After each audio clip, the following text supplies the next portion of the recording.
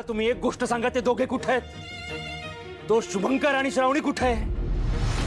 Madam एक गोष्ट लक्षात ठेवा, मी त्यांना सोडणार नाही. हा अरे शुभू सध्या हॉस्पिटलमध्ये आणि तू तिथे जाऊन तुझा फालतू पराक्रम करणार नाहीयेस रुद्र, सांगून ठेवते. बघा मॅडम, मला जे हवंय ना ते मी. एक मिनिट, मी काय सांगते ते शांतपणे ऐक. श्रावणीची सगळी प्रॉपर्टी कायदेशीररित्या आता शुभूच्या नावावर झालेली आहे. आपण आता काही गडबड केली आणि शुभूला जर त्या प्रॉपर्टी बद्दल कळलं तर तो आपल्या डोक्यावर बसेल आणि आयुष्यभर आपल्याला त्याच्या तालावर नाचावं लागेल. समजतंय का तुला? मग मी काय करू? हे तुम्हीच सांगा ना, काय करू मी? हातावर हात ठेवून गप्प बसायचं का? अरे नाही, गप्प नाही बसायचं. आपल्याला जर शुभू आणि श्रावणीला एकमेकांपासून कायमचं दूर करायचं असेल तर थोडेसे पेशन्स हे ठेवावेच लागतील. आणि आपला हुकमी एक्का विश्वंभर तो लवकर ठीक व्हायला हवा. त्याला जर काही झालं तर ही सगळी प्रॉपर्टी आणि हे साम्राज्य आपल्या हातातून गेलंच समज.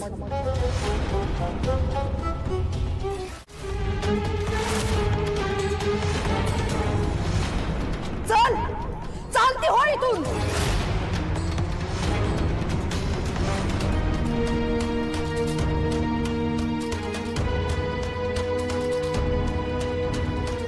कारभारने अगं काय केलंस तू? सौभाग्याचा अपमान करायलीस. लक्ष्मीच्या पावलानं सून घरात यायली आणि तू. अहो गप्पा बसावा तुम्ही. ही मुलगी माझ्या घरची लक्ष्मी कधीच नाही. हिच्या पावलांनी सुख नाही येणार.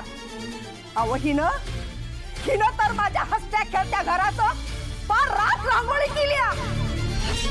माझ्या संसाराचं वाटोळं केलं हिनं.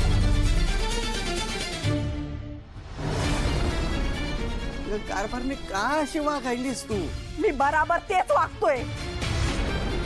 आम्हाला पण हेच वाटतंय का आई बरोबर बोलाली. आणि अण्णा, तुम्ही काय या श्रावणीची बाजू घेताय? हा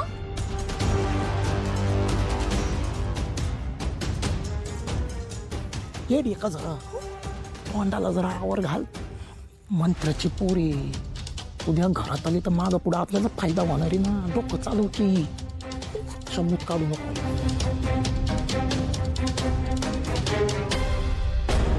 बघ बघ हिच्याकडं काय अवस्था झाली तिची.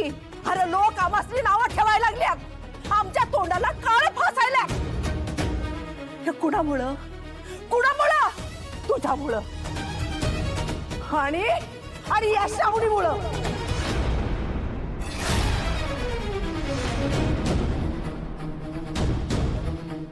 तू स्वीटीशी लग्न करायचं सोडून या श्रावणीशी लग्न करून आलास. तुझ्या या बहिणीच्या सुखापुढं तुला हिचं सुख मोठं वाटलं. कारण आई तसं. अरे तुझी बहीण आई होणार आहे. तिच्या पोटात बाळ आहे. त्या बाळाचा बाप हिला स्वीकारत नाही. आणि याला जबाबदार कोण आहे माहिती आहे? तुम्ही दोघं आहेसा.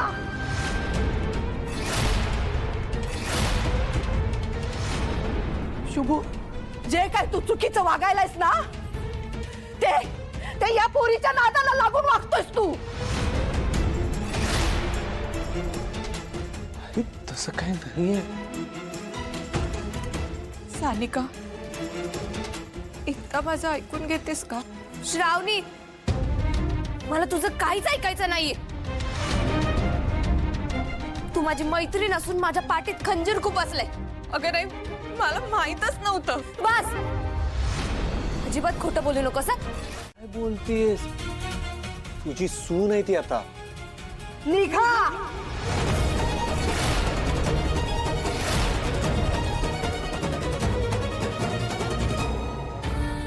प्लीज आपण आज जाऊन बोलूया का? शुभूची तब्येत बरी नाहीये, त्याला आरामाची गरज आहे. प्लीज. कोण शुभू ग? मी ओळखत नाही त्याला ना तुला ओळखते. कारभारने अगं गप कर की आता. नाही मी वास करणार. यांना कुठं पण जाऊ द्या. हिच्या माहेरी जाऊ द्या, नाहीतर रस्त्यावरती भीक मागत फिरू द्या. मला फरक पडत नाही.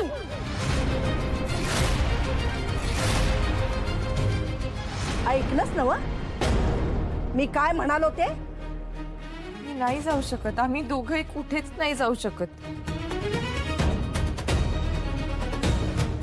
माझं सासर, माझं सुख दुःख, माझा संसार, माझी माणसं, आता जे काही आहे ना ते हेच घर आहे. आय तू का गप्प झाली? या श्रावणीच्या बोलण्याला भुलू नको काय. एक नंबरची चंट पोरगी आहे. आपल्या शुभूला भुलवलं, त्याला फसवलं आणि त्या तुला काय सांगितलं ध्यानात येत नाही बाई. सबूत काढू नको, गुमानू बिरा म्हणलं ना. शोभे, तू जरा शांत बस. तुला खरंच या घरची सून बनायचंय ना मग? हो. मग मी तुला घरात घ्यायला तयार आहे.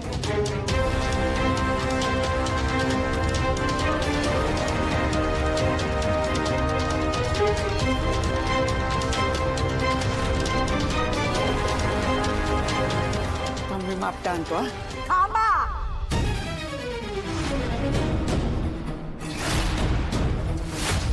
तिला या घरात प्रवेश मिळेल, पण माझ्या काही अटी आहेत.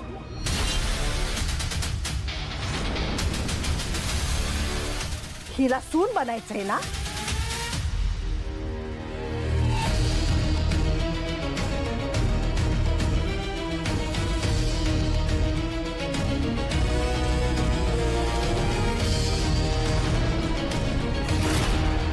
घे शुभूची शपथ आणि सांग मला की माझ्या अटी मान्य आहेत म्हणून.